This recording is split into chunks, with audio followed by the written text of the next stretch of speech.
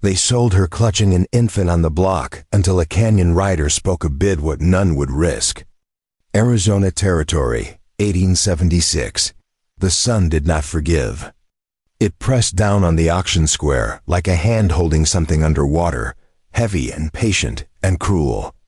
Dust hung in the air so thick it tasted of iron and old sweat. And the crowd gathered not out of curiosity but out of habit, because in a place like this, watching someone fall was cheaper than entertainment. Her name was Stella Thatcher. But no one here asked it, no one cared to know. She stood barefoot on the warped planks of the platform, her wrists bound with frayed rope that had rubbed her skin raw, and in her arms she held a baby no more than 3 weeks old. The child was wrapped in a scrap of blanket, so thin it might as well have been cheesecloth, and his tiny fists curled against her chest as though he knew, even at that age, that letting go meant disappearing. Stella did not cry. Her jaw was set, her spine straight despite the exhaustion that made her knees tremble. Her gray eyes moved across the faces in the crowd, not searching for mercy, because she had learned long ago that mercy was not something you could find in men's eyes, only in what they chose not to do. She counted them silently. 43 men. 7 women standing at the edges. 3 children too young to understand what they were watching. Every face held the same expression, blank curiosity mixed with the kind of judgment that came easy when you were not the one standing on the block. The auctioneer was a squat man with a voice like gravel scraping tin. He wiped his forehead with a stained kerchief and banged his gavel against the post. $30 for the woman and the brat, he called out. She's young, got years left in her, already proven she can bear. Saves you the trouble of waiting. His grin was wide and empty, the kind that showed teeth but no warmth. No hands rose. The auctioneer's mouth twisted. His patience, thin to begin with, was wearing through. $20 then. Strong back, keeps quiet, doesn't complain. Hell, she hasn't said a word since we brought her in. He gestured towards Stella like she was livestock, his hand sweeping the air dismissively. Look at her. Clean face. Good teeth. You won't find better for the price. Still, the crowd remained silent. A few men shifted their weight. One spat into the dirt. Another laughed low and mean, the kind of laugh that had nothing to do with joy. A woman in a faded blue dress whispered something to the man beside her, and he nodded, his expression sour. Stella had heard worse. She had lived through worse. Her father had been a schoolteacher in a town that did not want one, a man who taught children to read when their parents wanted them in the fields. He had stood in the schoolhouse with chalk dust on his hands and books stacked on every surface, and he had spoken about dignity and knowledge like they were things that could not be taken away. He had been wrong. They had taken everything. He died for it, beaten in an alley behind the church by men who called themselves upright. Men who wore crosses around their necks and sang hymns on Sundays. Her mother lasted 6 months after that, before fever took her. Stella watched her waste away in a bed too narrow for comfort, coughing into rags that Stella boiled every morning until her hands were raw. When her mother finally closed her eyes for the last time, Stella was 17, alone, and had nowhere to go. She was taken in by a merchant family who needed someone to scrub floors and keep silent. They fed her barely. They gave her a corner to sleep in, a space behind the kitchen where the cold seeped through the walls in winter. And when the merchant's eldest son came to her room at night with a key and a smile that made her skin crawl, she had kept silent then too, because speaking would have meant the streets. And the streets meant death. Now she stood here with the result of that silence in her arms. A boy with no name yet because she had not dared to give him one. Not while she still belonged to someone else. The child stirred against her chest. His breath warm and fast, and she rocked him gently, her body moving on instinct even as her mind stayed sharp and watchful. The auctioneer's voice dropped, irritation bleeding into disgust. $10. That's less than a decent horse. Come on now, someone take her off my hands before I start paying you to do it. He stepped closer to the edge of the platform, his boots heavy on the wood. She's not diseased. She's not simple. She just made a mistake, that's all. The kind of mistake that makes her cheaper and easier to manage. A man in the front row, thick-necked and red-faced, finally spoke. What's wrong with her? She's sick? She's simple? His tone suggested he would buy her anyway if the price dropped low enough, that he was the kind of man who saw opportunity in desperation. The auctioneer shook his head vigorously. Nothing wrong with her. Just got herself in trouble, that's all. The kind of trouble that makes her cheaper. He paused, then added with a smirk, and quieter. You won't have to worry about her mouth running. She knows her place. The red-faced man grunted, unconvinced. Another man beside him, lean and sharp-featured, muttered something about damaged goods, and the crowd murmured agreement like a wave rolling through. Damaged, ruined, used. The words hung in the air like smoke. Thick and choking, Stella felt the baby shift against her chest. He made a small sound, not quite a cry, just a breath of discomfort. She adjusted her grip, careful not to let the rope cut into his skin. Her arms ached. Her body ached. The bruises from the wagon ride still pressed dark and purple along her ribs. But she held him tighter, because if she let go, even for a second, she was not sure she would have the strength to pick him up again. The auctioneer raised his gavel one last time, his face red with frustration. $5. Final offer. $5 and she's yours, baby and all. Otherwise I'm turning her loose, and she can fend for herself out there. He pointed toward the open desert beyond the square, where the heat shimmered and nothing lived for miles. That was a lie. Stella knew it. Turning her loose meant selling her to someone worse, someone who would not bother with an auction, someone who would take what they wanted and leave her body for the buzzards. She had seen it happen before. A girl named Mary, 2 years younger than Stella, had been turned loose after no one bid. 3 days later, they found her half buried in the sand, her face turned toward the sun. The crowd began to break apart. Men turned away, bored now, ready to move on to the next distraction. The auctioneer swore under his breath and stepped down from the platform, already dismissing her. He waved his hand toward one of his assistants, a thin man with a crooked nose. Take her to the back. We'll figure something out later. Then the sound came, boots, slow and deliberate, striking the hard-packed earth with the kind of rhythm that made people stop and turn. The crowd parted, not out of respect, but out of something closer to unease. Conversations died mid-sentence. Eyes shifted. Shoulders tensed. The man who walked through them was tall, lean, and moved like he had all the time in the world. His coat was dark leather, worn soft at the elbows and stained with dust from long travel. His hat sat low enough to shadow most of his face, but what could be seen was striking. His skin was copper brown, his cheekbones high and sharp, and his hair black and pulled back in a single braid that fell past his shoulders. His eyes, dark as riverstone, swept the crowd once, not with hostility, but with the kind of awareness that came from a lifetime of knowing when danger was close. When he stopped at the edge of the platform, the auctioneer froze mid-step. His assistant took a half-step back.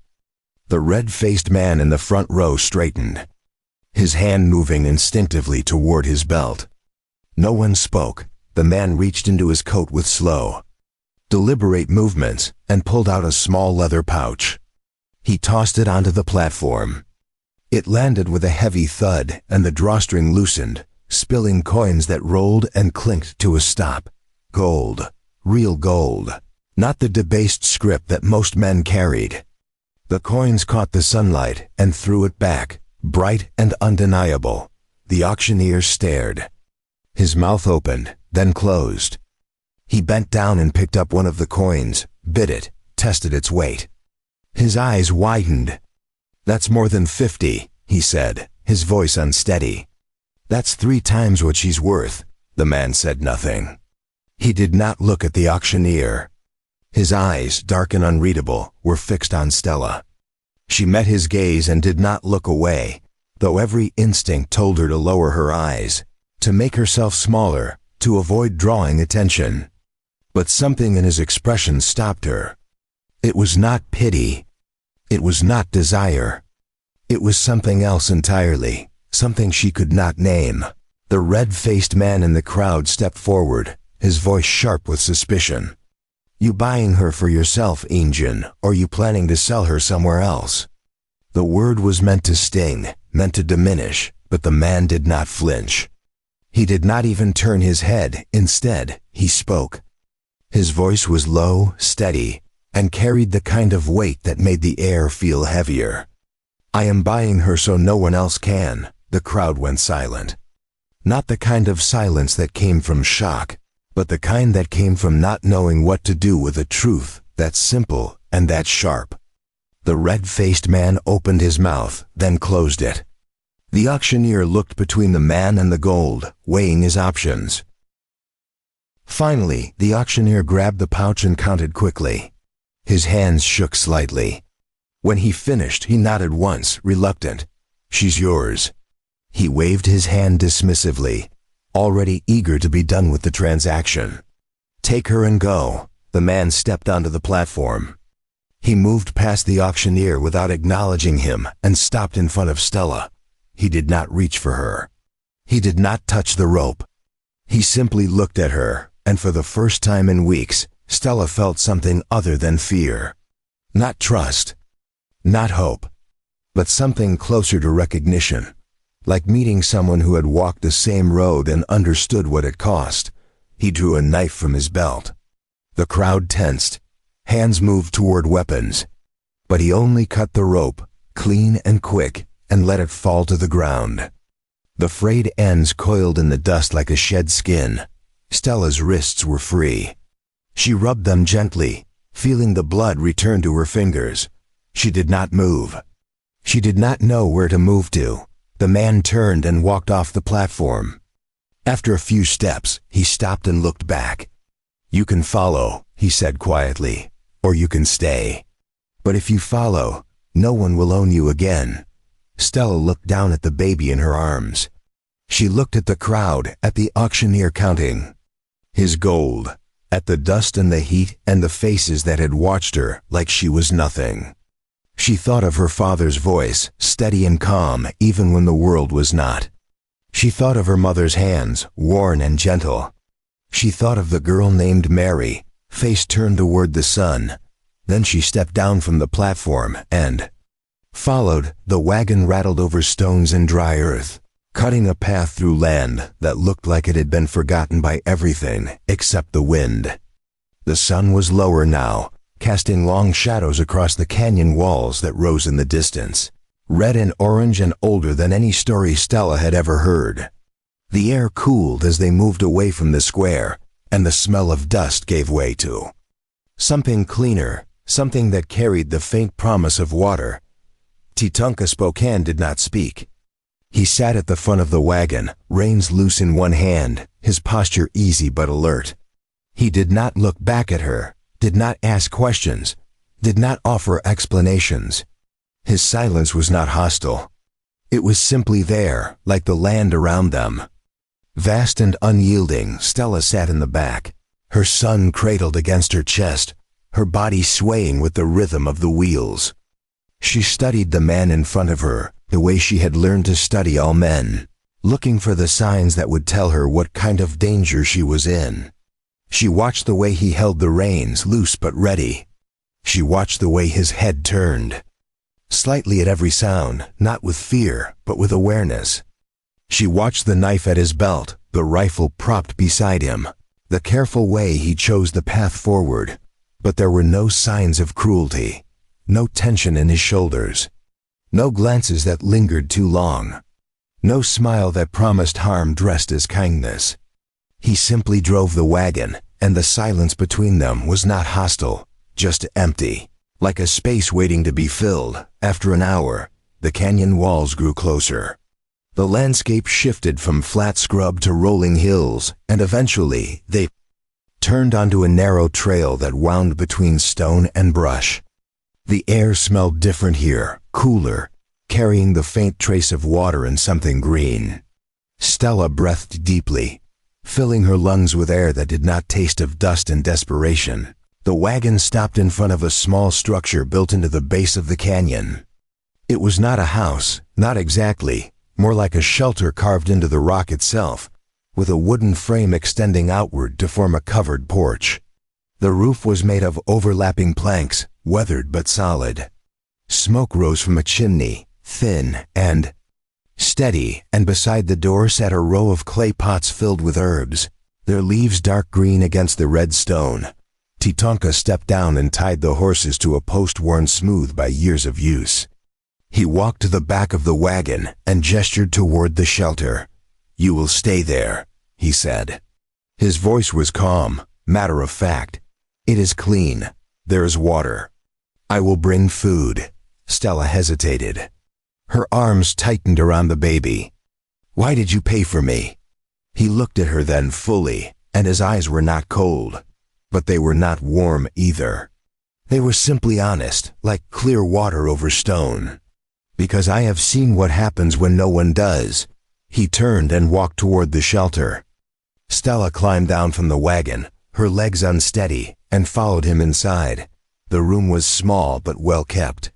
A bed frame built from rough-hewn timber sat against one wall, covered with blankets that looked thick and clean. A table stood near the center, a single chair beside it.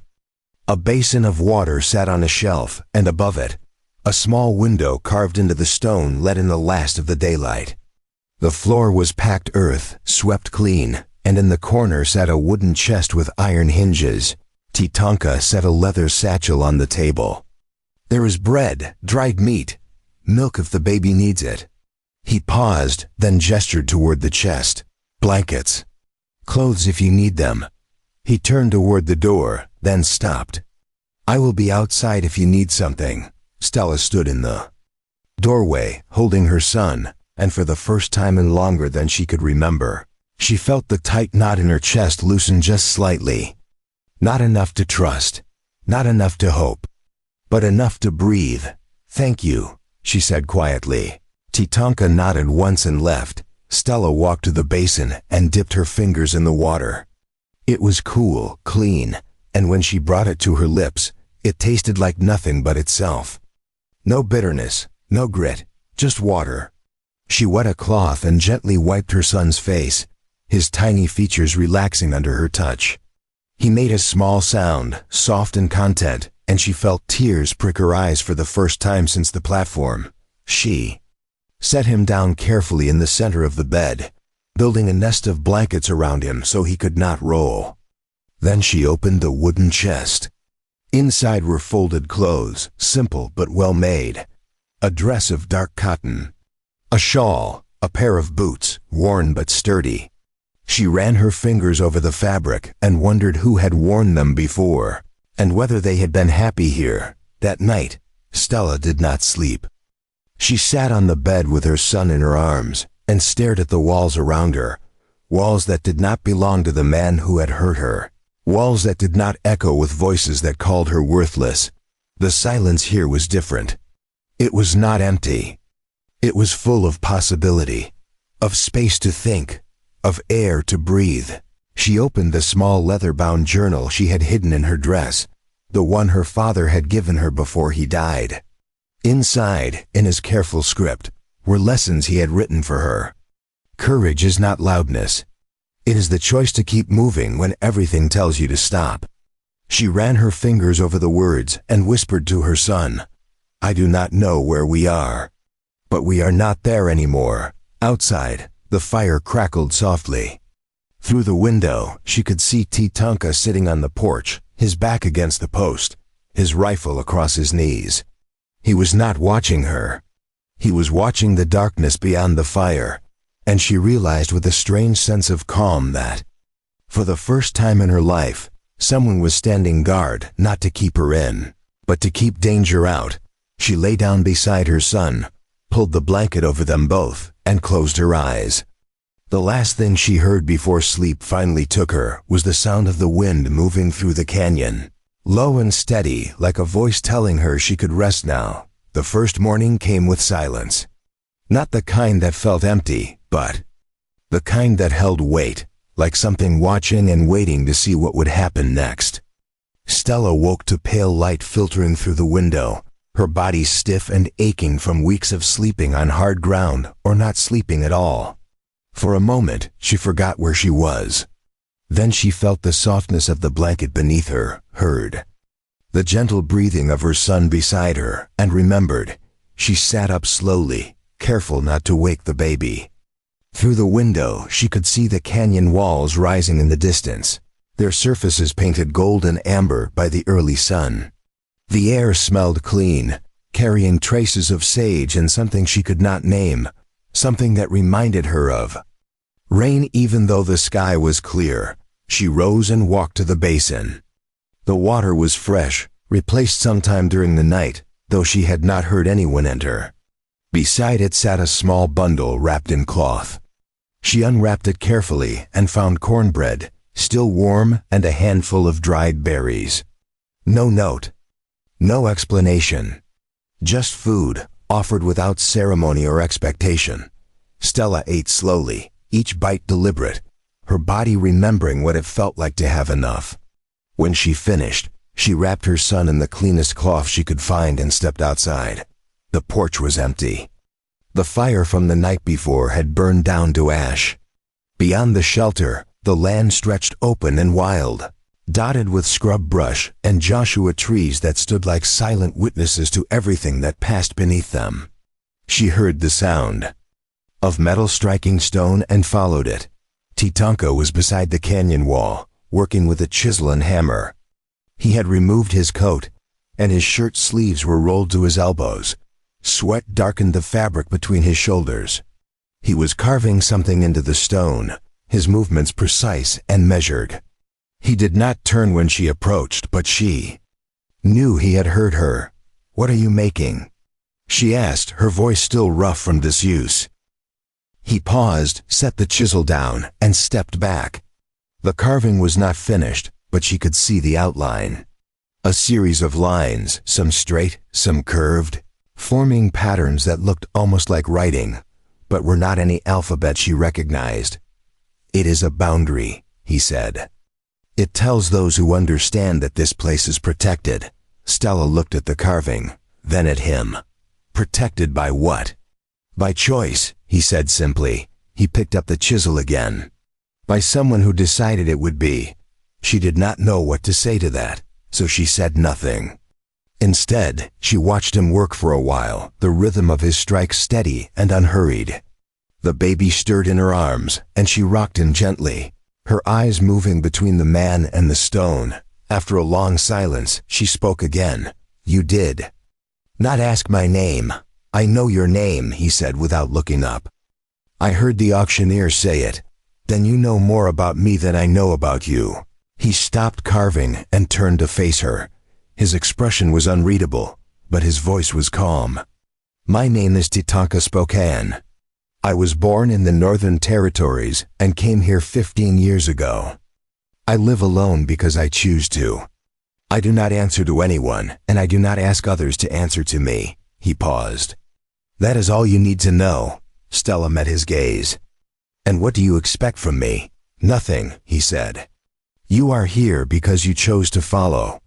You can stay as long as you need to. When you want to leave, you can leave. That is all." She wanted to believe him. Part of her, the part that still remembered what hope felt like, wanted to believe that a man could offer shelter and expect nothing in return. But the other part, the part that had learned through pain and survival, knew better than to trust words without proof. "I do not know how to do nothing," she said finally. "I have never been allowed to do nothing." Tatanka picked up his tools and walked past her toward the shelter. "Then do what you want," he said over his shoulder. "But do it because you choose to, not because you think you owe me." He disappeared inside, leaving her standing in the morning light with her son in her arms, and a choice she did not know. How to make. The days that followed were strange in their quietness. Stella had spent so much of her life surrounded by noise, by demands, by the constant pressure of being seen and judged, that the absence of it felt almost unbearable at first. She did not know what to do with silence. She did not know what to do with time that belonged to her. She began with small things. She washed the clothes she had been given, hanging them on a line stretched between two posts near the shelter. She swept the packed earth floor, even though it did not need sweeping. She organized the items in the wooden chest, folding and refolding. Until everything sat in neat rows, Titanka did not comment. He worked outside most of the day, tending to tasks she did not fully understand. He repaired a section of fence that enclosed a small corral. He hauled water from a spring she could not see but could hear, its distant trickle like a promise. He checked traps and returned with rabbits, which he skinned and cooked over the fire without ceremony. In the evenings he left food on the porch. Sometimes it was stew, thick with vegetables and meat.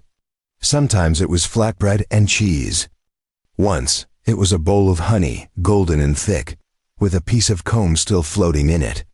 He never brought it to her directly. He simply left it and walked away, and she understood that this was his way of offering without demanding gratitude. One afternoon, while the baby slept inside, Stella found herself drawn to the spring.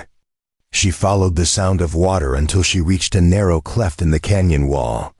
Water pooled there, clear and cold, fed by some underground source that never seemed to run dry. She knelt beside it and cupped her hands, drinking deeply. The water tasted of stone and earth, clean and sharp. When she returned, she saw Titanka sitting on the porch, sharpening a knife with a whetstone.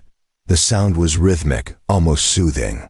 She sat down on the opposite end of the porch, far enough to keep distance, but close enough to speak if she chose to. "Why do you live out here alone?" she asked. He did not stop sharpening. "Because I could not live anywhere else. You could go to a town, find work, be around people." He looked up then, his dark eyes steady. "I tried that once. People do not trust what they do not understand. And I do not have the patience to explain myself over and over until they decide I am harmless enough to tolerate." Stella understood that better than she wanted to. "So you left." "I chose a different path," he corrected. There is a difference. She thought about that for a long time. Leaving implied running away, escaping something.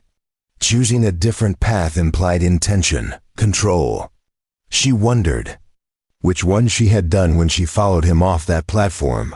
"I do not know how to live without being owned," she said quietly. "I do not know what that looks like." Titanka set the knife down and looked at her directly. "It looks like this," he said. "You wake up, you decide what you will do with the day. You eat when you are hungry. You rest when you are tired. You speak when you want to and stay silent when you do not. No one tells you what you are worth. You decide that for yourself. And if I do not know what I am worth, then you learn," he said simply. "But no one can teach you that except yourself." The baby cried then, a thin wail that carried through the open door. Stella rose immediately, her body responding before her mind caught up. She went inside and lifted him from the bed, holding him close. He quieted against her chest, his small fists gripping her dress. When she came back outside, Titanka was gone. But on the porch, beside where she had been sitting, was a small wooden carving. She picked it up and turned it over in her hands. It was a bird, wings spread, caught in the moment between landing and flight. The detail was extraordinary, each feather carved with care. She did not know what it meant, or if it meant anything at all. But she kept it, tucking it into her pocket where she could feel its weight. A reminder that someone had made something beautiful and given it to her without asking for anything in return. Weeks passed. Stella learned the rhythms of this new life slowly, carefully, like someone learning to walk after a long illness. She learned that Titanka rose before dawn and returned at dusk. She learned that he spoke little but listened much. She learned that he never entered her space without permission, never stood too close, never made her feel trapped. She also learned that she was stronger than she thought. Before we jump back in, tell us where you're tuning in from, and if this story touches you, make sure you're subscribed, because tomorrow I've saved something extra special for you. Her body, which had felt broken and used, began to heal. Her arms grew steadier from carrying her son. Her hands, which had trembled constantly, became calm. She started to sleep through the night, and when she woke, she no longer felt the immediate surge of fear that had defined her life for so long. One evening, as the sun set and painted the canyon walls in shades of red and purple, she found Tatanka sitting by the fire. She approached slowly, her son asleep in her arms, and sat down across from him. "I want to give him a name," she said. Tatanka looked at her, waiting. "I could not name him before because I did not know if we would survive long enough for it to matter. But we are still here. And he deserves a name. What will you call him?" She looked down at the baby's face, peaceful in sleep. "Nathaniel," she said. "It means gift. My father used to say that every child is a gift, even when the world tries to convince you otherwise." Tatanka nodded slowly. "Nathaniel," he repeated, testing the sound of it. "It is a good name." Stella felt something shift inside her chest, something that had been clenched tight for so long she had forgotten it was there. It loosened just slightly, just enough to let her breathe a little deeper. "Thank you," she said. And this time she meant it not as obligation, but as acknowledgement. Tatanka fed another stick to the fire. The flames crackled and sent sparks rising into the darkening sky. "You do not need to thank me for letting you be human," he said quietly, but she did anyway, because no one else ever had. The next morning, Stella woke to find Tatanka already gone. She fed Nathaniel and stepped outside, intending to wash clothes at the spring. But as she walked past the canyon wall, she saw something that stopped her in her tracks. The carving he had been working on was finished. The patterns were clear, now intricate and deliberate, forming a design that looked like a sun rising over mountains. And beneath it, carved in smaller letters, were 3 words that made her breath catch. "No one owns here." She stood there for a long time, her fingers tracing the words, feeling the rough stone beneath her touch. It was not a promise. It was not a declaration. It was simply a truth, carved into permanence, offered without fanfare or expectation. When Tatanka returned that evening, she did not mention it. She did not thank him again. She simply met his eyes across the fire, and nodded once, and he nodded back, and that was enough, because some things did not need words. Some things were better left in the space between silence and understanding, where meaning lived without the burden of explanation. That night, Stella opened her father's journal and wrote by the light of a single candle. She wrote about the platform and the auction and the man who had paid a price no one else would risk. She wrote about the canyon and the spring and the carving on the wall. And at the end, she wrote one sentence that felt like the first true thing she had written in years. "I am learning what it means to belong to myself." She closed the journal and set it aside. Outside, the wind moved through the canyon, carrying the scent of sage and stone. Nathaniel slept peacefully beside her, his tiny chest rising and falling with each breath. And for the first time since she could remember, Stella felt something that might have been peace, not happiness. Not yet, but peace. And for now, that was more than enough. The heat came early that year, pressing down on the canyon like a weight that refused to lift. The spring that had run clear and cold began to slow, its flow reduced to a trickle that barely filled the basin by midday. The plants in the clay pots wilted despite Stella's careful tending, their leaves curling inward as if trying to protect themselves from the sun's relentless glare. Stella noticed the change in Tatanka before she noticed the drought. He moved differently now, his steps more deliberate, his silences heavier.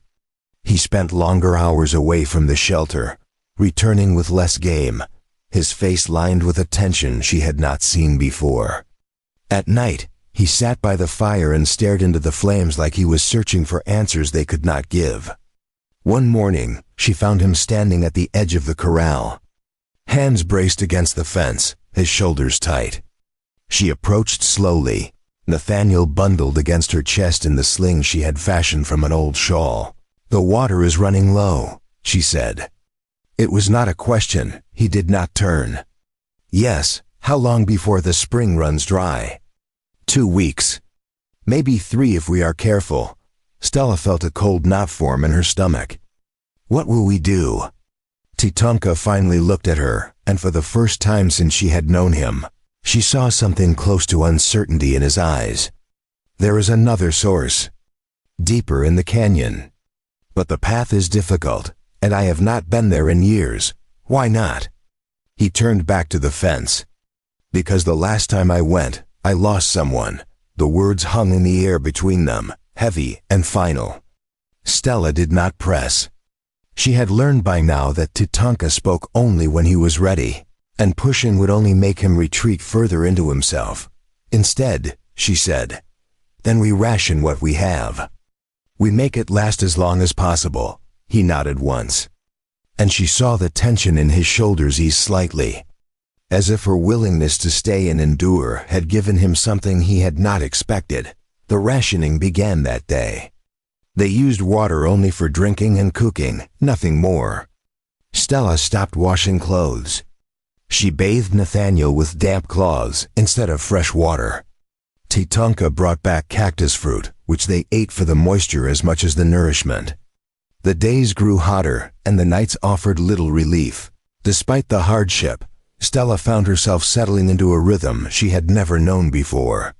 She learned to anticipate the needs of this small household, not out of obligation, but out of something closer to partnership. She noticed when the flour was running low and ground more from the dried corn Titonka had stored in sealed jars.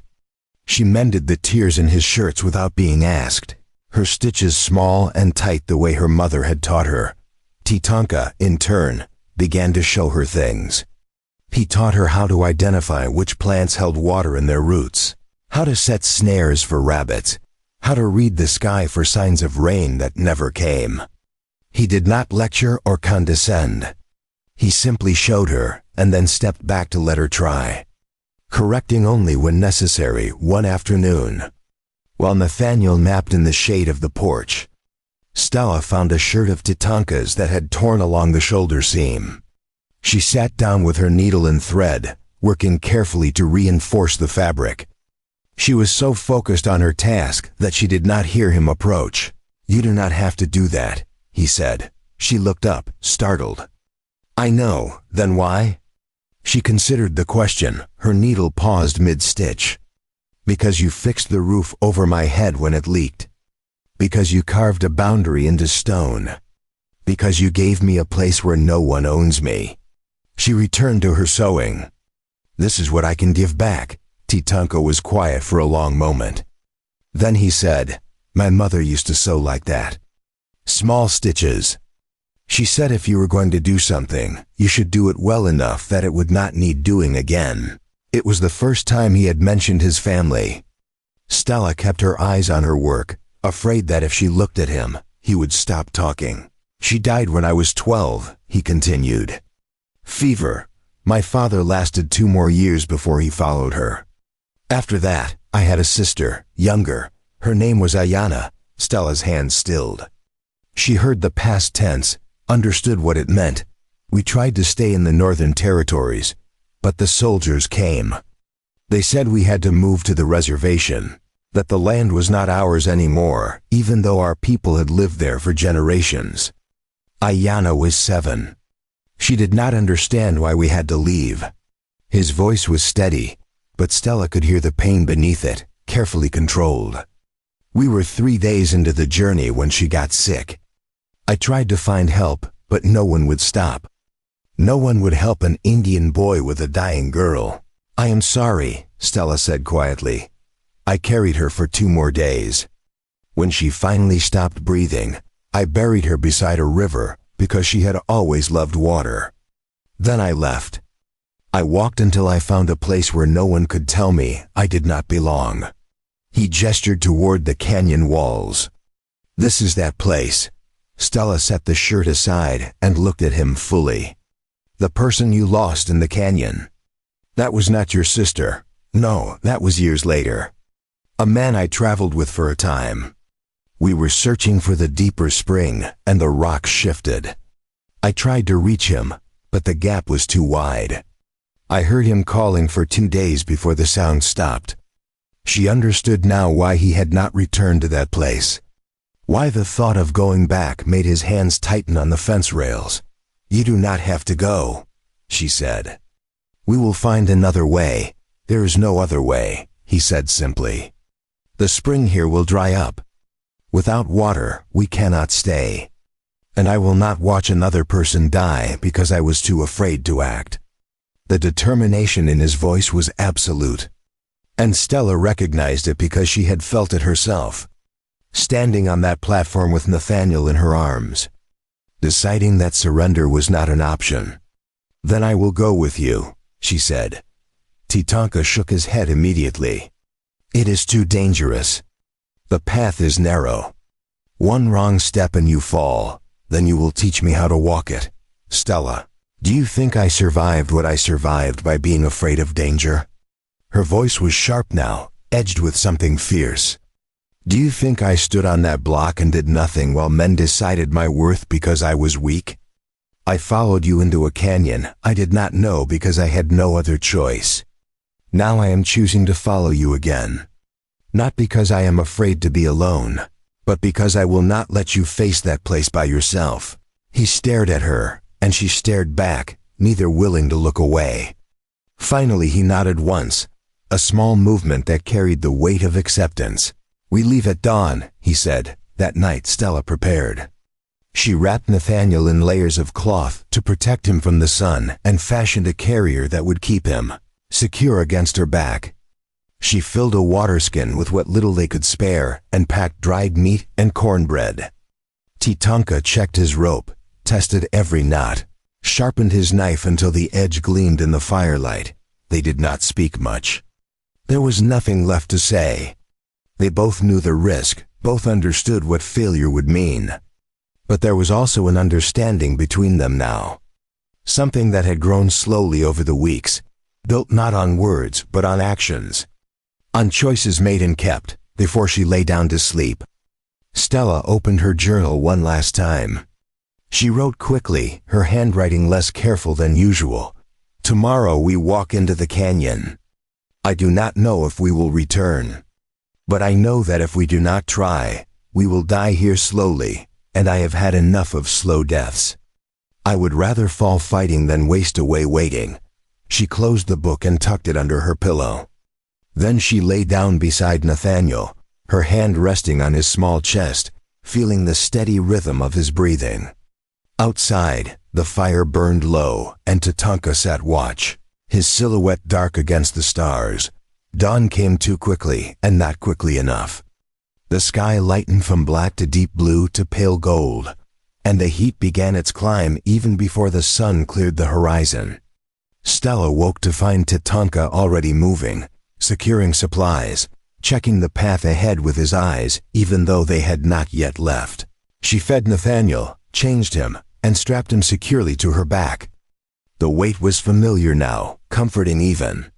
She had carried him through worse. She would carry him through this. Tatanka handed her a canteen. Drink now.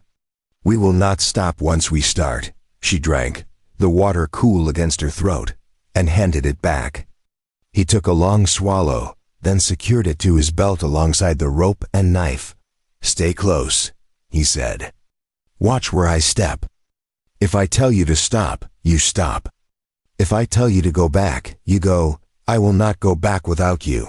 His jaw tightened, but he did not argue. Instead, he turned and began walking toward the narrow cleft in the canyon wall, the place where the spring emerged.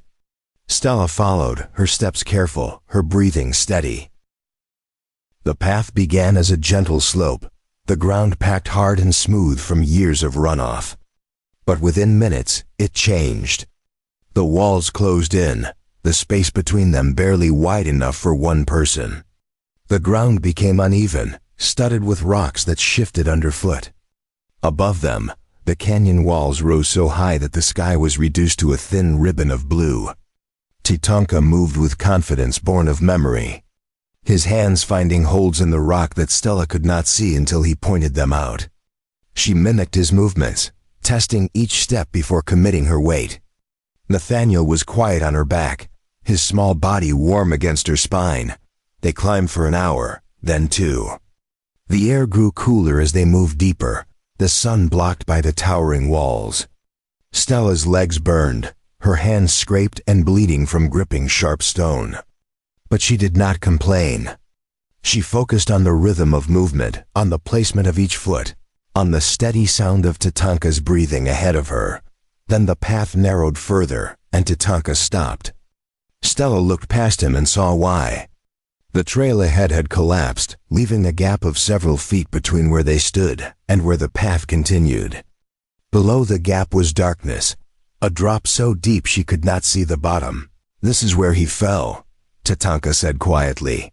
Stella looked at the gap, then at him. "Can we cross it?" He pulled the rope from his belt and tied one end around his waist. "I will go first. If the rock holds, I will secure the rope and you will follow. And if it does not hold, then you go back." She wanted to argue, but she saw the resolve in his face and knew it would do no good.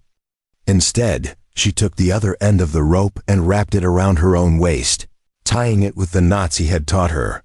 Tatanka stepped to the edge of the gap. He measured the distance with his eyes, crouched low, and jumped. For a moment, he was suspended in the air, and Stella's heart stopped. Then he landed on the other side, his body slamming into the rock face. His hands scrabbled for purchase, found a crack, held. He pulled himself up and onto the path, breathing hard. He turned and looked at her across the gap. "Your turn." Stella adjusted Nathaniel on her back, making sure he was secure. She looked at the gap, at the darkness below, at Tatanka waiting on the other side. She thought of her father's words, written in the journal she carried. "Courage is not loudness. It is the choice to keep moving when everything tells you to stop." She stepped to the edge, crouched, and jumped. The world became weightless. She felt the rope go taut around her waist, felt Tatanka pulling even as her feet scrambled for the ledge. Her hands hit rock, slipped, caught. Pain shot through her palms, but she did not let go. With Tatanka's help, she hauled herself up and over. Collapsing onto the narrow path, Nathaniel cried out, startled by the impact, and she immediately reached back to soothe him. "I am here," she whispered. "We are safe." Tatanka untied the rope and coiled it carefully. "The worst is behind us," he said.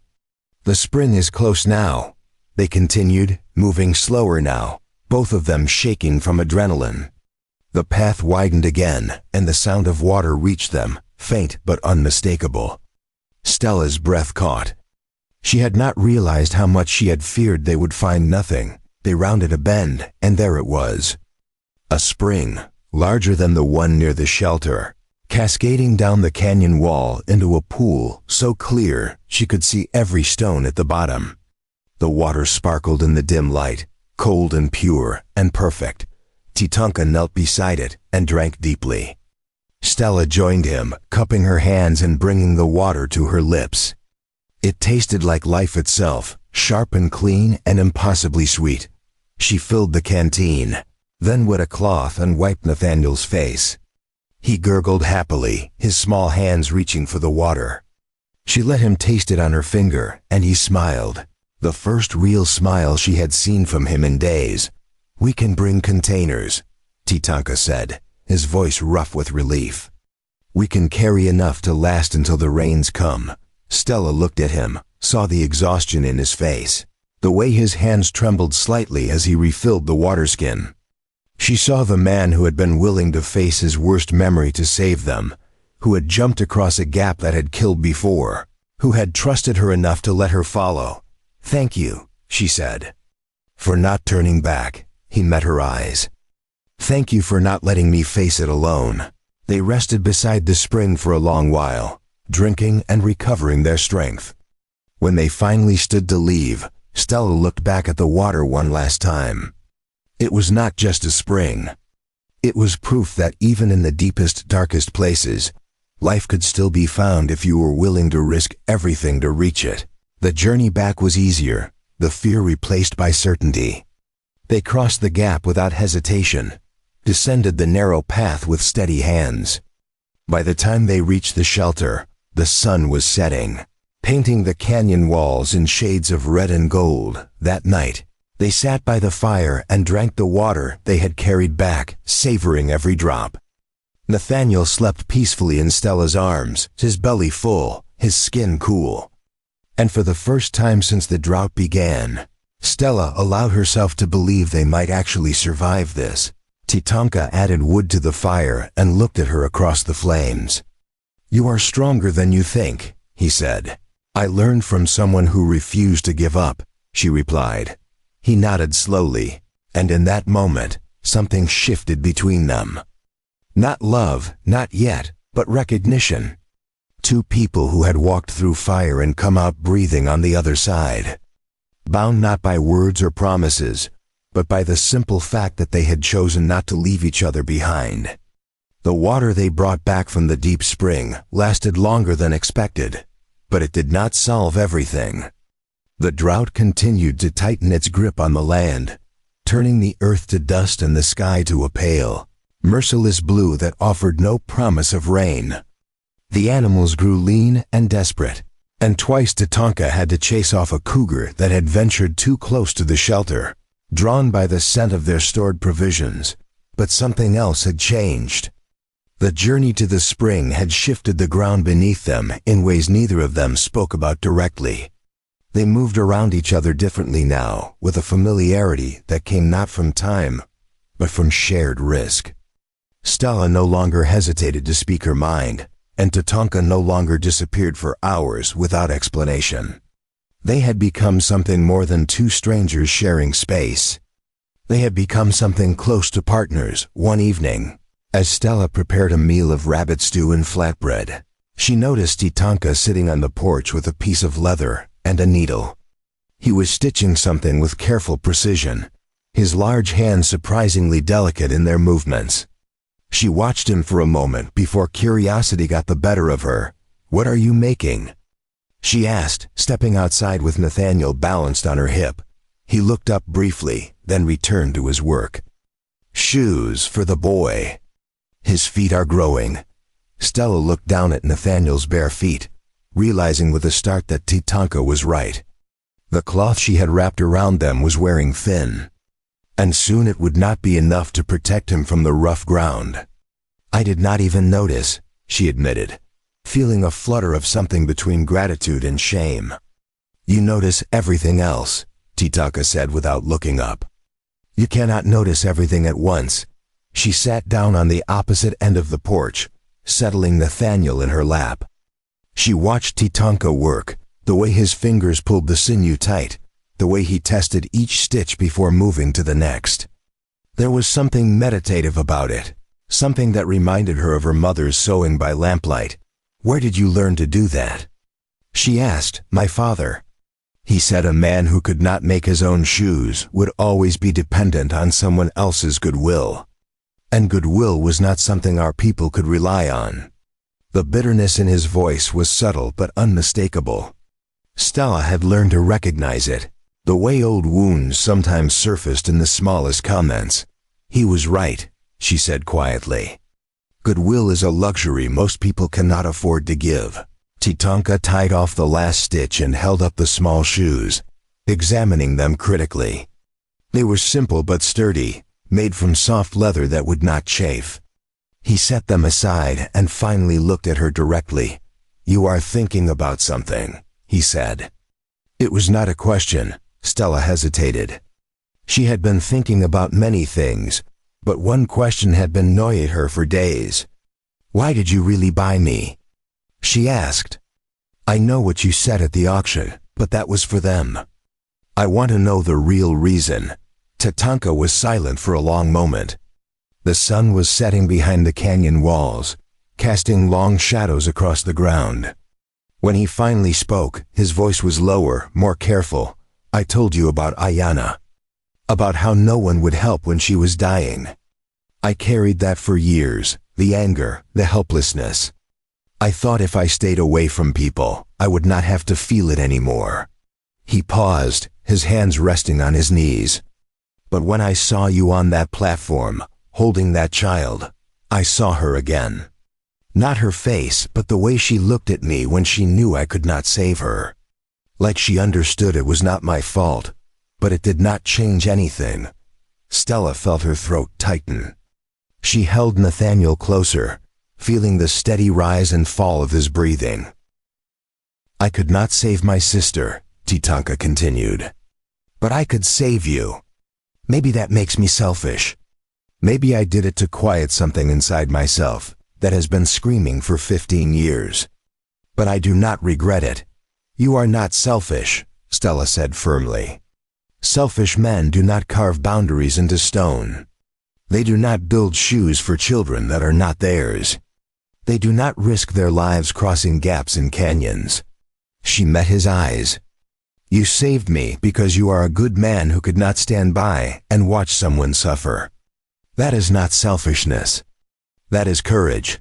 Tatanka looked at her for a long moment. And something passed between them that felt like understanding. Like recognition of wounds that mirrored each other, even if the scars were shaped differently. You see me more clearly than I see myself, he said quietly. That is because I know what it is like to carry blame that does not belong to you, she replied. I spent months thinking I deserved what happened to me, that I had brought it on myself somehow. But the only thing I did was survive. And survival is not a crime. The words hung in the air between them, solid and true. Tatanka nodded slowly, accepting them, and for the first time since she had known him. Stella saw something in his face that looked almost like peace that night. After Nathaniel had fallen asleep and the fire had burned down to embers, Stella opened her journal. She wrote about the conversation, about the shoes Tatanka had made, about the way he had spoken of his sister with a grief that was still fresh despite the years. And at the end, she wrote something that surprised her. I think I am beginning to understand what home feels like. Not a place, but a person who sees you and chooses to stay anyway. The next morning brought an unexpected visitor. Stella was outside hanging cloth to dry when she heard the sound of hooves approaching. She immediately picked up Nathaniel and moved toward the shelter, her heart racing. Visitors meant questions, and questions meant danger. Tatanka emerged from the corral, his rifle in hand but held low, not threatening yet but ready. A single rider crested the rise, moving slowly, deliberately. As the figure drew closer, Stella could see it was a woman, older, with gray hair braided down her back and skin weathered by years of sun and wind. The woman stopped her horse a respectful distance away and raised one hand in greeting. Tatanka did not lower his rifle, but he nodded acknowledgement. I mean no harm, the woman called out. Her voice was strong despite her age, carrying easily across the distance. I am looking for Tatanka Spokane. I was told he lives in this canyon. Who told you? Tatanka asked, his voice flat. A trader in the settlement to the south.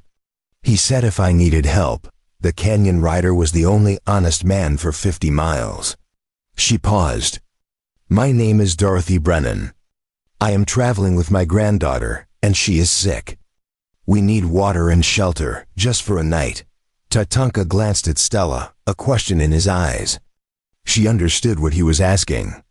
This was her home too now, and he would not make the decision without her.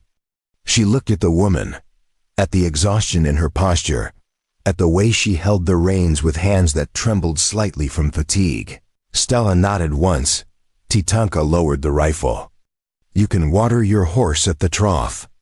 The girl can rest inside. Dorothy dismounted stiffly and led her horse forward.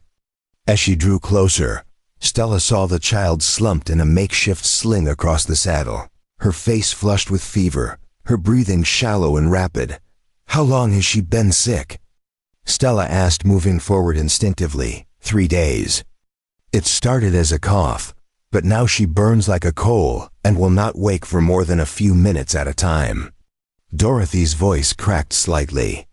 I have been writing for 2 days straight, trying to find help. Stella handed Nathaniel to Titanka and reached for the girl. She was perhaps 5 years old, thin and delicate, her skin hot to the touch. Bring her inside, Stella said.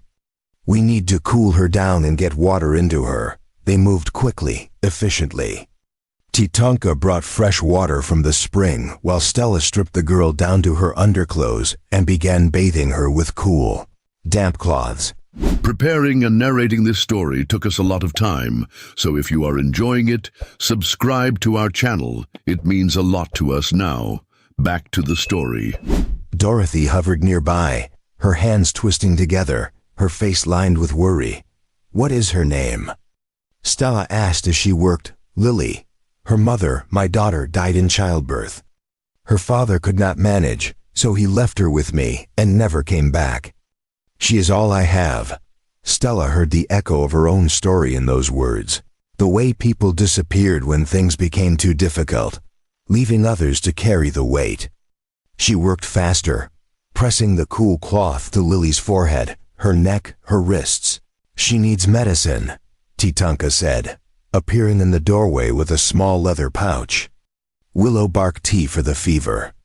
And something to help her breathe. Do you have sage? Stella asked. He nodded and disappeared again. Within minutes, he returned with dried sage leaves and a small pot. Stella boiled water and steeped the herbs, creating a steam that filled the room with a sharp, clean scent. She held the pot near Lily's face, letting the girl breathe in the vapors. Slowly, painfully slowly, Lily's breathing began to ease. The tight wheeze in her chest loosened, and her eyelids fluttered. Stella continued the treatment, alternating between cooling cloths and herbal steam, while Dorothy sat in the corner and wept quietly with relief. By evening, Lily's fever had broken. She woke long enough to drink some water and eat a few bites of bread before falling into a deep, natural sleep. Dorothy sat beside her granddaughter, stroking her hair with a tenderness that made Stella's chest ache. Thank you, Dorothy said, looking up at Stella with red-rimmed eyes. I do not know what I would have done if you had turned me away. We would not do that, Stella said simply. Not to a child. Dorothy's gaze moved between Stella and Titanka, who stood in the doorway. The trader told me about you. He said you were an Indian and a white woman living alone out here. He said some folks thought it was shameful, unnatural. She paused. But I see 2 people who saved my granddaughter's life. I see 2 people who did not hesitate to help a stranger. That is more Christian than anything I have seen in a church. Titanka said nothing, but Stella saw the way his jaw tightened, the way his hands curled slightly at his sides. She knew that reaction now, the way he braced himself against judgment even when it did not come. We do not care what people think, Stella said quietly. We stopped caring about that a long time ago. Dorothy nodded slowly. Then you are wiser than most. She looked down at Lily, her expression softening. May I ask you something? Yes. How did you learn to do this? To care for the sick. Stella thought of her mother, coughing into bloody rags, of the nights she had spent trying every remedy she could think of, desperate to save her. I learned because I had to, she said. Because watching someone die without trying to help is worse than failing. Dorothy reached out and squeezed Stella's hand. You have a healer's heart. That is a rare gift. Stella did not know how to respond to that, so she simply nodded and returned to checking on Lily. Dorothy and Lily stayed for 2 days. During that time, Stella learned that Dorothy had been traveling to a settlement further west, hoping to find work and a place to raise her granddaughter away from the memories of loss that haunted their old home. But the journey had been harder than expected, and they had run out of supplies and strength. You should stay here a few more days, Stella said on the morning Dorothy announced they would leave. Until Lily is stronger. We have imposed enough. Dorothy replied, though her eyes betrayed her reluctance to go. It is not an imposition, Tatanka said, speaking for the first time that morning. The girl needs rest. The canyon is safe. Stay as long as you need. Dorothy looked at him, then at Stella, and something in her expression shifted. You have built something good here, she said quietly. Something worth protecting. They stayed 3 more days. During that time, Stella found herself talking to Dorothy in a way she had not talked to anyone since her mother died. They spoke of loss and survival, of the weight of caring for children who were not born from your body, but were yours nonetheless. Dorothy told stories of her daughter, of the hope she had carried and the dreams that had died with her. Stella, in turn, told Dorothy about her parents, about the notebook she carried, about the platform and the auction. And he bought you, Dorothy said, glancing at Tatanka, who was outside teaching Lily how to whistle using a blade of grass. Just like that, Stella confirmed. Do you love him? The question caught Stella off guard. She opened her mouth to answer, then closed it, uncertain. Did she love him? She trusted him. She respected him. She felt safer with him than she had ever felt with anyone. But love? That word felt too large, too complicated. I do not know, she admitted. I know that I would follow him into dangerous places. I know that when he is gone, I wait for him to return. I know that he built shoes for my son and carved words into stone to protect me. She paused. Maybe that is love. Or maybe it is something that does not have a name yet. Dorothy smiled, a small, knowing expression. Love does not always announce itself with trumpets and declarations. Sometimes it grows so quietly you do not notice until one day you realize you cannot imagine your life without the other person in it. Stella thought about that long after Dorothy and Lily had ridden away, waving goodbye as they disappeared over the rise. She thought about it as she watched Tatanka repair a section of the corral fence, his movements steady and sure. She thought about it as she nursed Nathaniel, feeling the weight of him in her arms. The trust he placed in her to keep him safe. That night, as they sat by the fire, Stella finally spoke the question that had been building inside her. Do you ever think about leaving this place? She asked. Tatanka looked at her, his expression unreadable. Why would I leave? I do not know. To find something more. To be somewhere people do not judge you. People will judge no matter where I go, he said. At least here, I do not have to hear it. He paused. Why do you ask? Are you thinking of leaving? No, she said quickly, then realized how true it was. No, I am not. I was just wondering if you ever wanted something different. I have everything I need, he said. And the way he looked at her when he said it made her breath catch. Stella looked down at her hands, at the calluses that had formed from hard work, at the journal resting in her lap. She opened it and wrote by the light of the fire. Dorothy asked me if I loved him. I did not have an answer then. But tonight, sitting here with the fire between us and the canyon walls holding us close, I think I finally understand. Love is not a feeling that announces itself. It is a choice made every day. It is the decision to stay when leaving would be easier. It is building shoes for a child and carving safety into stone. It is crossing canyons and facing fears, because the person beside you is worth the risk. She closed the journal and looked up. Tatanka was watching her, and in his eyes she saw the same understanding, the same recognition. Neither of them said anything. They did not need to, because some truths were too big for words. And some bonds were formed not in declarations, but in the quiet spaces between them, where understanding lived without needing to be spoken. The morning began with a sound Stella had not heard in months. Thunder, low and distant, rolling across the canyon like a promise finally kept. She stepped outside to find the sky changed, no longer the pale, merciless blue that had dominated for so long, but dark and heavy with clouds that moved in from the west. The air smelled different, charged with electricity and the faint scent of rain. Titanka was already at the corral, securing the horses and checking the shelter for weak points in the roof. He moved with urgency, but not panic, the actions of someone who had learned to prepare for what was coming, rather than simply hope it would pass them by. "The rains are finally here," Stella said, walking toward him with Nathaniel bundled against her chest. "Yes, but they will come hard. We need to secure everything." He gestured toward the clay pots on the porch. "Bring those inside. If the wind picks up, they will shatter." Stella did as he asked, moving quickly to gather everything that could be damaged or blown away. She had just finished when the first drops began to fall, fat and heavy, striking the dust with enough force to send up small puffs of earth. Within minutes, the drops became a downpour, and the world disappeared behind a curtain of gray.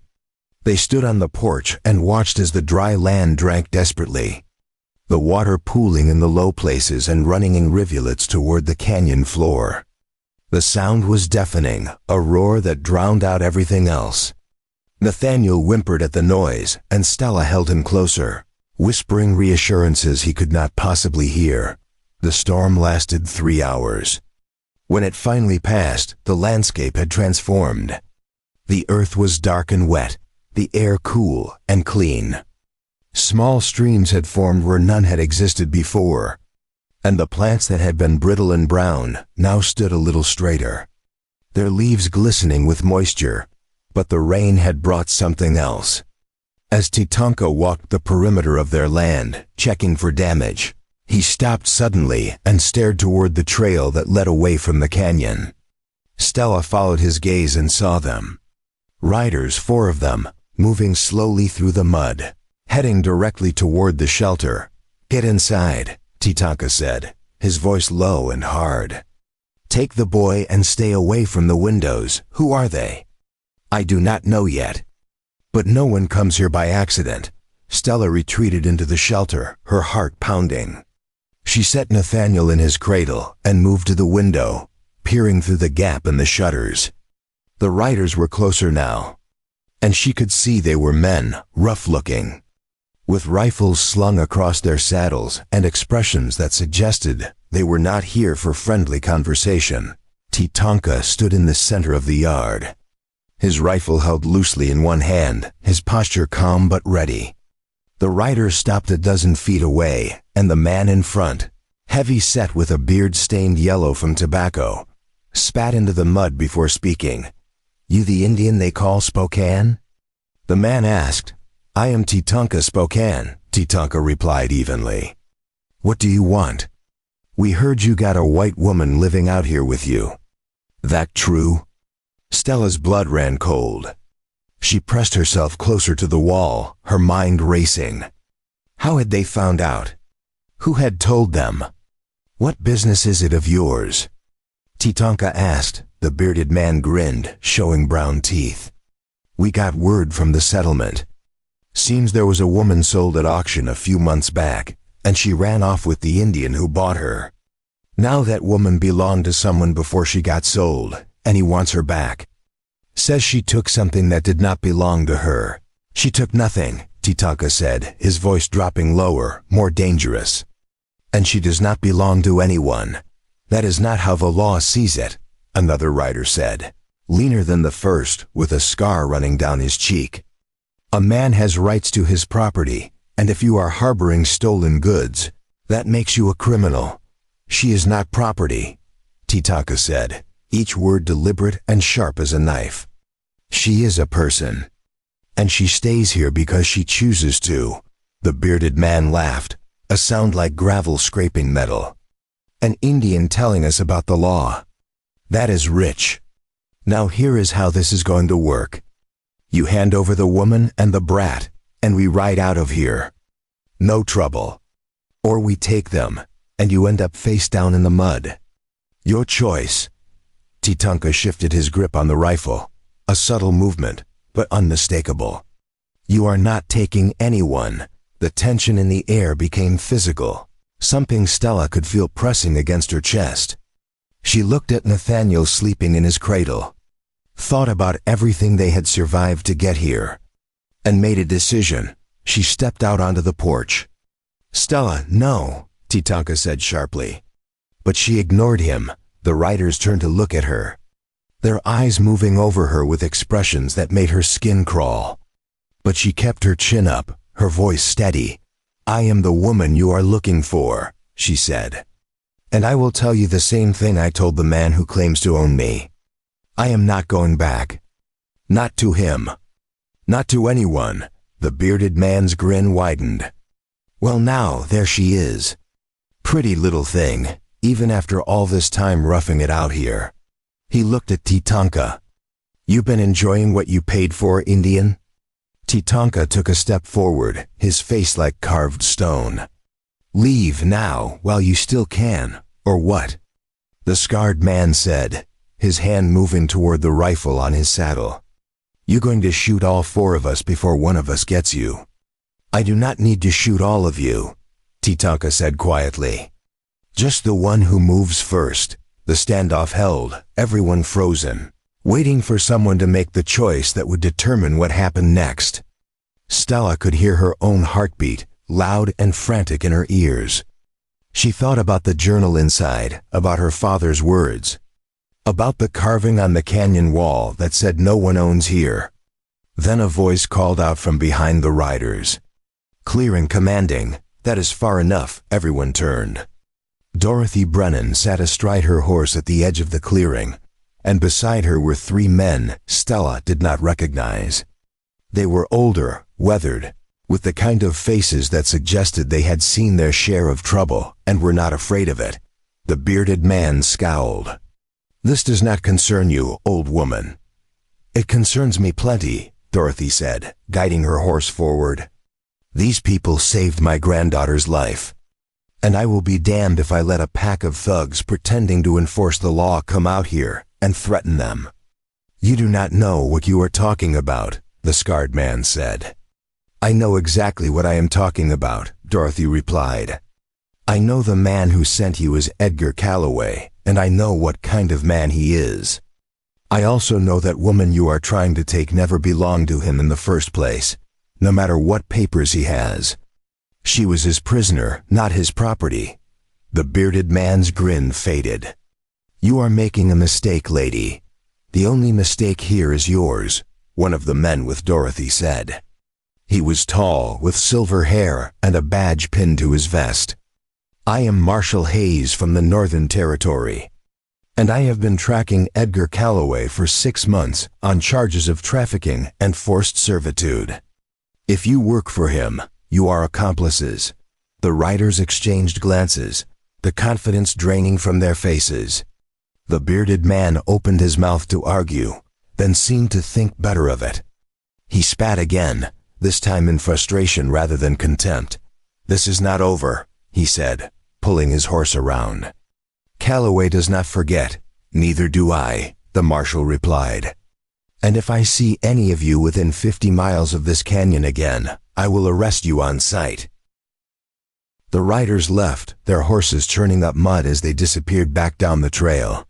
The silence that followed was thick and heavy, broken only by the sound of water dripping from the roof. Dorothy dismounted and walked toward Stella, her expression softening. "Are you all right?" Stella nodded, though her hands were shaking. "How did you know?" "I did not for certain. But after I left here, I stopped in the settlement to resupply. I heard men talking about a woman and an Indian living in the canyon, and the way they talked made my skin crawl. So I rode north and found the marshal, told him what I knew." She glanced at Tatanka. "I figured if anyone deserved protection, it was the people who did not hesitate to help a dying child." The marshal approached, his expression neutral but not unkind. "Miss, I am going to need your statement about Edgar Calloway. If what I have been told is true, you are a witness to serious crimes." Stella looked at Tatanka, who nodded once. She took a breath and began to speak, telling the marshal everything.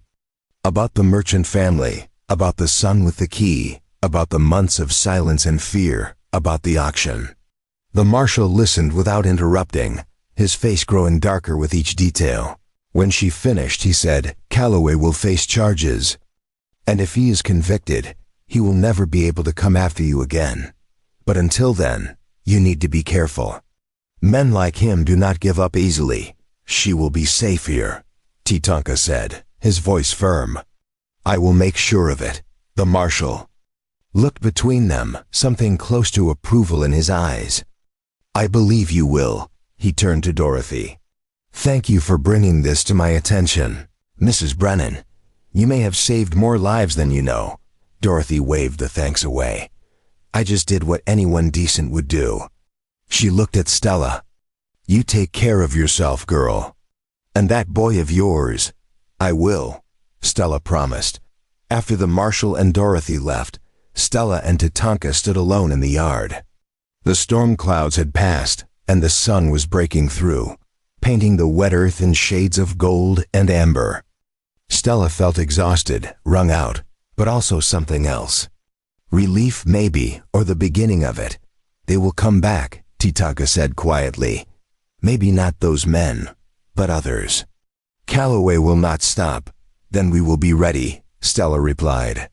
She looked at him, at the man who had stood between her and danger without hesitation, who had been willing to face 4 armed men to protect her. "We have survived worse." Tatanka met her eyes, and something passed between them that felt like a vow. Not spoken, but understood. They would protect this place, this life they had built together. They would not let anyone take it from them. That night, after Nathaniel had fallen asleep, Stella sat by the fire and opened her journal. Her hand hovered over the page for a long moment before she began to write. "Today I learned that freedom is not something given. It is something you fight for every single day. And sometimes, if you are lucky, you find people who are willing to fight beside you. People who see you not as property or as a burden, but as someone worth protecting. I do not know what tomorrow will bring. I do not know if Calloway will send more men, or if we will spend the rest of our lives looking over our shoulders. But I know this, I am not alone anymore. And that makes all the difference." She closed the journal and looked across the fire at Tatanka, who was sharpening his knife with slow, methodical strokes. He glanced up and met her eyes, and she saw in his expression the same determination she felt burning in her own chest. They did not need to say anything. They both understood. This was their home. This was their life. And they would defend it with everything they had. The days that followed were tense but purposeful. Tatanka reinforced the fence around the corral and set up a series of markers along the trail that would alert them if anyone approached. Stella inventoried their supplies and made sure they had enough stored to withstand a siege if necessary. They did not speak much about the threat hanging over them, but it was always there, present in the way they moved, in the way they watched the horizon. But life also continued. Nathaniel grew stronger, his laughter becoming a common sound around the shelter. The rains had brought new growth, and the land began to heal. Stella started a small garden near the spring, planting seeds Dorothy had left behind. She did not know if they would have time to harvest, but the act of planting felt like hope, like a refusal to let fear dictate every choice. One evening, as the sun set and painted the canyon walls in brilliant shades of orange and red, Tatanka came to her with something in his hands. It was a piece of wood, carved and sanded smooth, with letters burned into its surface. She took it and read the words. "Nathaniel Spokane." She looked up at him, her eyes wide.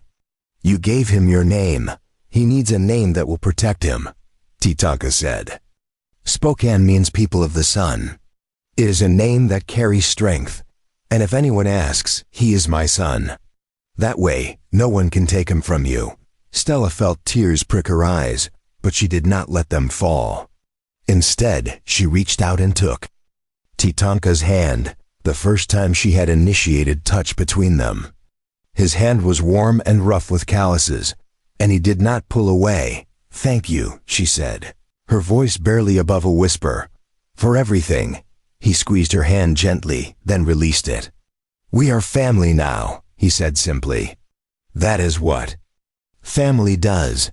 And in that moment, standing in the fading light with the carved name in her hands and the weight of his words settling over her like a blessing, Stella finally understood what home truly meant. It was not a place. It was not walls or land or belongings. It was people who chose to stand together, who protected each other, who built something worth defending even when the world tried to tear it down. She looked at the canyon walls, at the shelter they had made safe, at the garden she had planted with hope. And she knew, with absolute certainty, that she would fight for this. For Nathaniel, for Titanka, for the life they were building together, because some things were worth fighting for. And this, all of this was worth everything. 6 months passed like water finding its way through stone, slow but inevitable, wearing new paths into the landscape of their lives. The threat from Calloway never materialized into another confrontation, though the marshal sent word twice that the man was still making noise, still claiming ownership over what he had lost. But noise was all it remained, distant thunder that never brought rain. The garden Stella had planted grew beyond her expectations. Squash vines sprawled across the ground, their leaves broad and green. Tomatoes ripened in clusters, and the corn stood tall enough that Nathaniel, who had learned to walk during the summer, could hide between the stalks and giggle when she pretended not to find him. The land that had once seemed determined to starve them now offered abundance, as if it had finally decided they had earned the right to stay.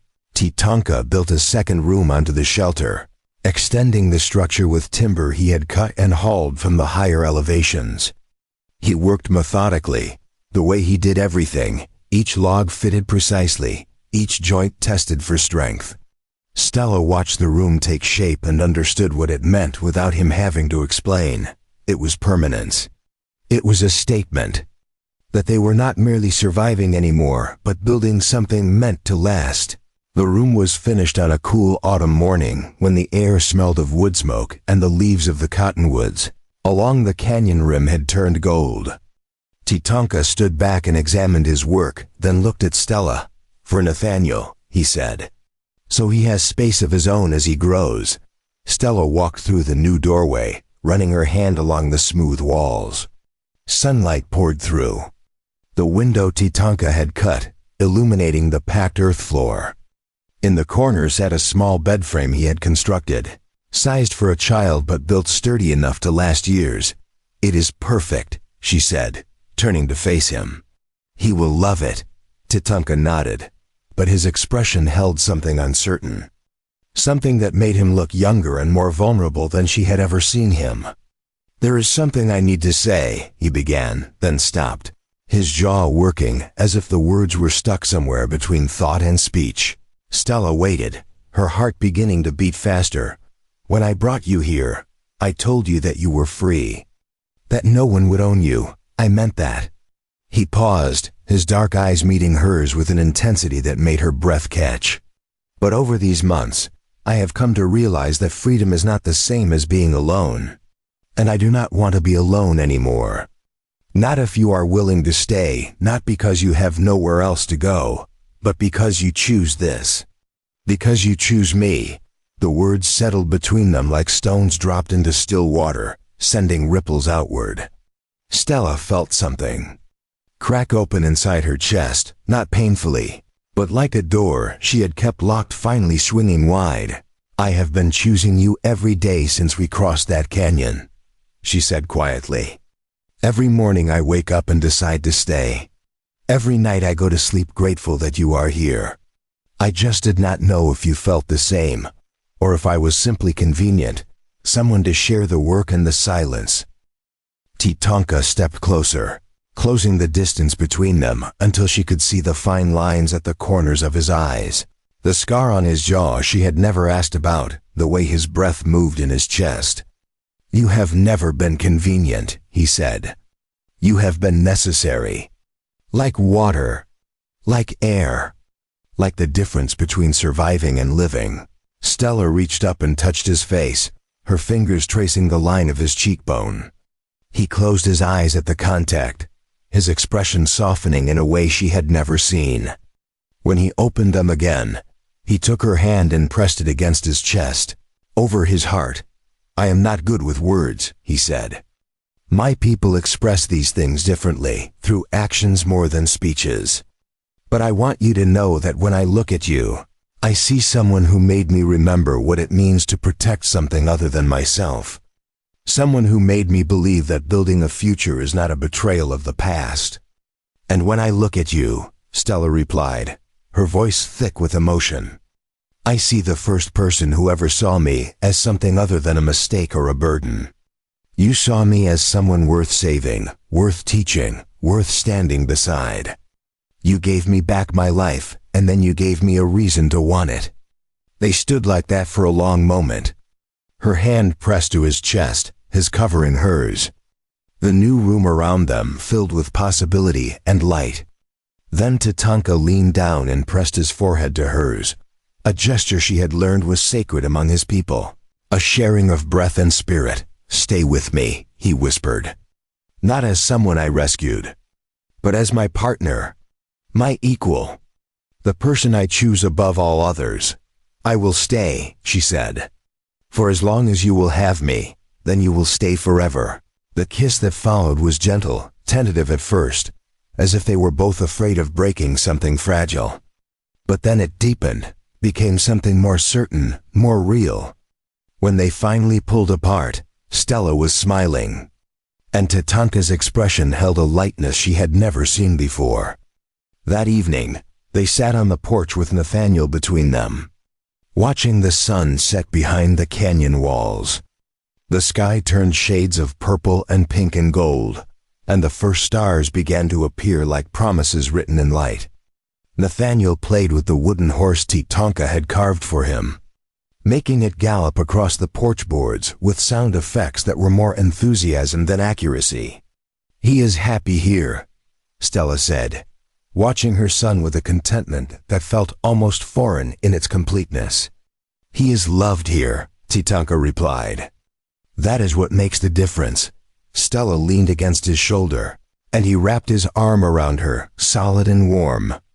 They sat in comfortable silence, the kind that came not from having nothing to say, but from understanding that some moments were better experienced than narrated. Word of their life together spread slowly through the scattered settlements and trading posts. Some people spoke of them with disapproval, citing laws and customs that had been designed to keep people like them apart. But others spoke of them with something closer to respect, even admiration. The canyon became known as a place where people could find help without judgment, where a sick child would be tended, where someone running from cruelty might find refuge. Dorothy visited twice more, bringing news from the wider world and gifts for Nathaniel. On her second visit, she brought a letter from Marshal Hayes. Stella opened it with trembling hands and read that Edgar Calloway had been convicted on multiple charges and sentenced to 15 years in a territorial prison. The threat that had hung over them for so long had finally, officially, ended. "You are free," Dorothy said, watching Stella's face. Truly free now in the eyes of the law. Stella folded the letter carefully and tucked it into her journal. "I have been free since the day I walked off that platform," she said. "The law is just catching up." Dorothy smiled and pulled Stella into an embrace. "You are stronger than anyone I have ever met. Both of you are." That winter was mild, the snows light and brief. Stella taught Nathaniel his letters using a slate and chalk Tatanka had acquired during a trading run. The boy learned quickly, his small hand forming shapes with the same careful precision his father showed in his woodworking. Watching them work together, Stella felt a fierce protectiveness that went beyond biology. This was her family, chosen and fought for and built from nothing. One evening, as snow fell softly outside and the fire crackled in the hearth, Tatanka pulled out a small bundle wrapped in soft leather. He handed it to Stella without ceremony. "I made this for you," he said. She unwrapped it carefully and found a necklace. The pendant carved from a piece of turquoise he must have traded for, set in silver worked with intricate patterns. It was beautiful, the kind of craftsmanship that took hours of patient work. "When did you make this?" she asked, running her fingers over the smooth stone. "I started the day you agreed to cross the canyon with me. I finished it yesterday." He took it from her hands and fastened it around her neck, his fingers gentle against her skin. "In my culture, turquoise is protection. It is sky and water, the two things that give life. I want you to wear it and know that you are protected, not just by me, but by everything we have built together." Stella touched the pendant, feeling its weight settle just above her heart. "I will never take it off," she promised. Spring came with wildflowers that carpeted the canyon floor in waves of yellow and purple. Stella expanded the garden, and Tatanka built a larger corral and acquired 2 more horses. Life developed rhythms that felt natural, inevitable. They woke with the sun, worked through the day, shared meals in the evening, and fell asleep to the sound of the wind moving through the canyon like a voice telling ancient stories. Nathaniel grew tall and strong, his laughter frequent, his questions endless.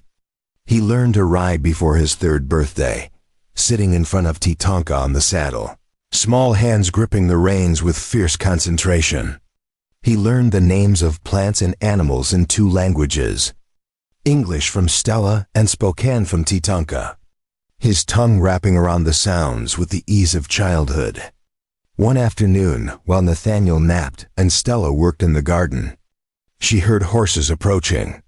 She straightened, her hand automatically moving to the knife she now wore at her belt, a habit born from caution rather than fear. But when the riders came into view, she relaxed. It was a family, a man and woman with 2 children, their wagon loaded with belongings. Tatanka emerged from the corral, and the man raised his hand in greeting. "Are you Tatanka Spokane?" He called. "I am. My name is Thomas Wright. This is my wife, Clara, and our children. We heard in the settlement that you might have work, that you were looking for someone to help with the land." Tatanka glanced at Stella, the question clear in his eyes. They had discussed this possibility, the idea of expanding, of having help so they could do more than simply survive. She nodded slightly. "We might have work," Tatanka said. "But first, let me be clear about what kind of place this is.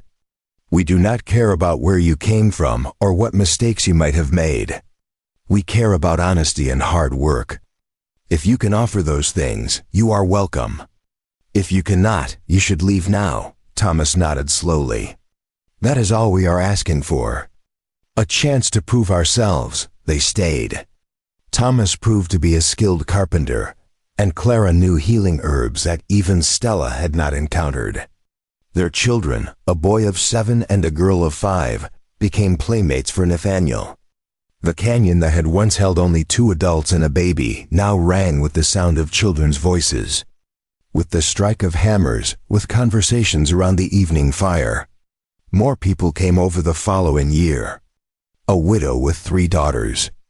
A young couple who had been turned away from every settlement because the husband had a branded mark on his hand from a crime he swore he did not commit.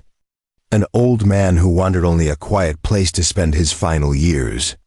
Each time, Tatanka asked the same questions, offered the same terms, and Stella watched as their small refuge became something larger, something closer to a community.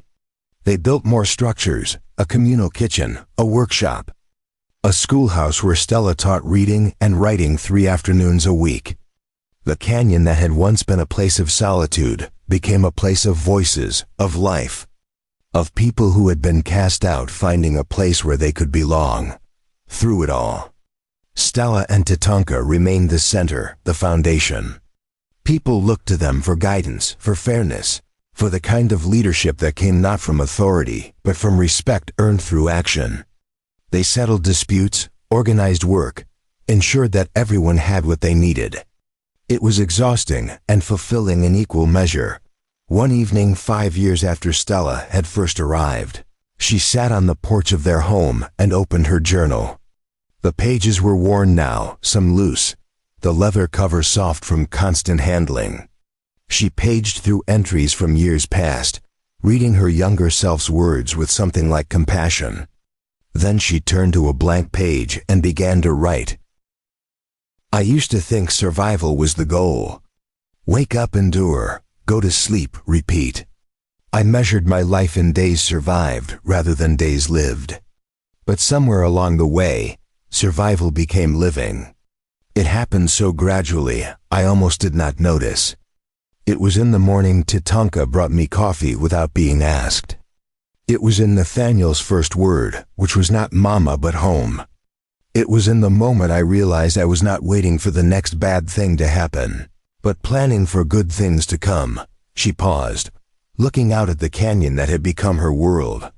Lights flickered in the windows of other homes now, families settling in for the evening.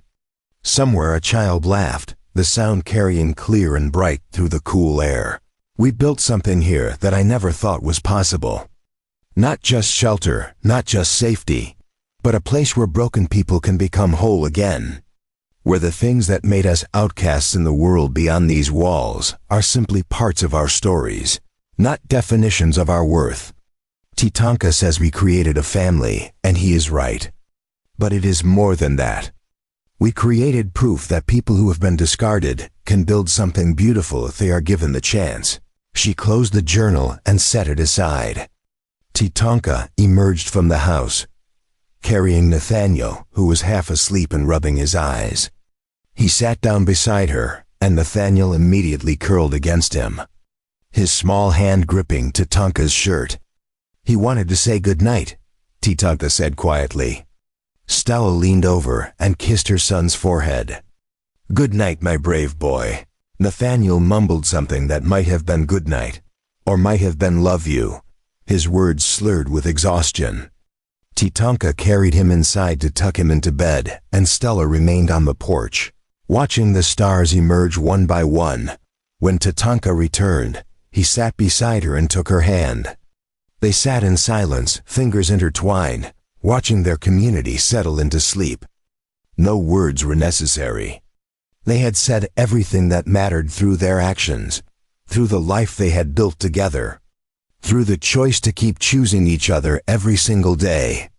The canyon walls stood silent and eternal around them, holding them close, protecting them the way they had protected each other. And in that moment, Stella understood that this was what redemption looked like. Not a single moment of salvation, but 1,000 small choices to build rather than destroy, to stay rather than run, to love rather than fear. She thought of the girl on the platform, clutching a baby and waiting to see if anyone would see her as human. She thought of the man who had walked through a hostile crowd and paid a price no one else would risk. She thought of all the steps between that moment and this one, each one a choice, each one leading them here. Are you happy?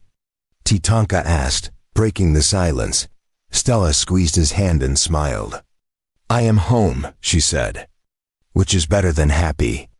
It is real. He lifted her hand to his lips and kissed it gently. Then we have everything, and they did. Not wealth, not ease, not the approval of a world that had tried to break them both. But they had each other, they had their son. They had a community of people who had found refuge in the place they had made safe. They had turned survival into living, fear into hope, and loneliness into love. The stars wheeled overhead, ancient and indifferent. The wind whispered through the canyon, carrying stories of those who had come before, and promises for those yet to come. And Stella Spokane, formerly Thatcher, once called nothing at all, sat beside the man who had given her back her name and her life, and knew with absolute certainty that she was exactly where she belonged. 1 year later, the canyon held a different kind of silence. Not the empty quiet of isolation, but the peaceful hush of a community at rest. The kind of silence that came after a day of work and laughter, after children had been tucked into bed and fires had burned down to embers. Stella stood at the edge of the garden, one hand resting on her swollen belly, the other shading her eyes as she watched Nathaniel race through the corn rows with the right children. He was nearly 4 now, tall for his age, his skin bronzed from the sun and his black hair growing long the way Titonka wore his. He moved with confidence, completely unaware that the life he lived was anything unusual. "You should be resting," Titonka said, appearing beside her with the quiet grace that still surprised her. "I have been resting all morning," she replied, turning to face him. "If I rest any more, I will forget how to walk." He smiled and placed his hand over hers on her belly. The baby kicked, strong and insistent, and they both felt it. "He is restless like his brother," Titonka said. "Or she is restless like her mother," Stella countered. The baby was due in 2 months, and this time there would be no platform, no fear, no question of whether they would survive. There would be Dorothy, who had agreed to stay through the birth, and a community ready to help. "Have you decided on names?" Titonka asked. Stella looked out at the canyon, at the place that had become more home than anywhere she had ever lived. "If it is a girl, Ayana," she said quietly. "After your sister." "So her name lives on." Titonka went very still beside her. When she looked up, she saw his eyes had grown bright with emotion he did not try to hide. "And if it is a boy?" he asked, his voice rough. "Then you choose." "Dakota," he said after a moment. "It means friend to everyone. I want our children to know that walls between people are built by fear, and we will teach them to build bridges instead." Stella nodded, feeling the steady beat of his heart as she leaned against him. They stood like that until Nathaniel came running up, breathless and grinning, demanding that Titonka come see the frog he had found near the spring. That evening, after the settlement had quieted, Stella sat at the table and opened her journal one last time. The book was nearly full now, its pages chronicling a journey from desperation to hope. She dipped her pen in ink and began to write. "Today we chose names for the child I carry. Ayana if she is a girl, Dakota if he is a boy. I think about the day I stood on that platform, when I could not even name Nathaniel because I was too afraid to believe we had a future. Now I plan for children I have not yet met. Imagine the lives they will live in this place we have made safe." She paused, looking around the room. Nathaniel's drawings covered one wall. Titonka's tools hung near the door. Her father's original journal sat on a shelf, a relic of another life that had led to this one. "I used to measure my worth by what others told me I was. Worthless, damaged, used up. But Titonka taught me that worth is not given or taken by others. It is inherent, unchanging, as permanent as stone." She heard Titonka in the next room, telling Nathaniel a story in Spokane, the words like music. She smiled and continued writing. "We have built something here that will outlast us. Not just homes and gardens, but a different way of seeing each other. We offer what we were given. A place to stand. A chance to choose. The freedom to become who they were always meant to be." She closed the journal and placed it on the shelf beside her father's. Outside, the canyon settled into darkness, the stars emerging bright and clear. Tomorrow would bring work and challenges, but tonight there was peace. Titonka appeared in the doorway. "Come to bed," he said softly. Stella rose and walked into his embrace. As they passed Nathaniel's room, she paused to look in at their son, sprawled across his bed, completely secure in his safety. "We did this," she whispered. "We did it together," Titonka corrected. "And we will keep doing it, for as long as we draw breath." As she drifted towards sleep, Stella thought about the girl on the platform one last time, not with sadness or anger, but with gratitude. That girl had been strong enough to survive. Strong enough to follow a stranger into an unknown canyon. Strong enough to believe that something better might exist if she was brave enough to reach for it. And she had been right. Up next, you've got 2 more standout stories right on your screen. If this one hit the mark, you won't want to pass these up. Just click and check them out. And don't forget to subscribe and turn on the notification bell so you don't miss any upload from us.